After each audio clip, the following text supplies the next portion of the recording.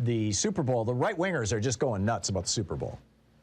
Now, what they're not telling you is that in order to get into the Super Bowl, and it was a hell of a game, wasn't it? I always, unless it's Detroit, I always root for the team that's, that's behind.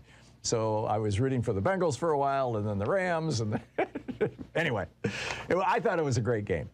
And I'm not a big sports fan, but I enjoy watching football from time to time, and many sports. I mean, golf is the one that puts me to sleep. But anyway, this is what SoFi Stadium was.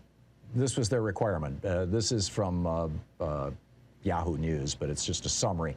Proof of vaccination and mask will be required at the SoFi Stadium in Inglewood. Attendees 2 years old and older must show their vaccination cards or a negative COVID-19 test taken within 24 hours, 48 hours if it's a PCR test. It can't be an over-the-counter test. There's a free testing site in front of the Gilbert Lindsay Plaza across from the LA Convention Center, and vaccination is defined as both doses of a 2-shot regimen or a J&J.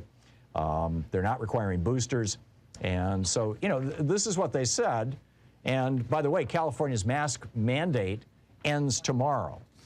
So the headlines over on the right-wing websites are all, Super Bowl mask hypocrisy was on bold display, because, there were celebrities seen without masks. A lot of people seen without masks.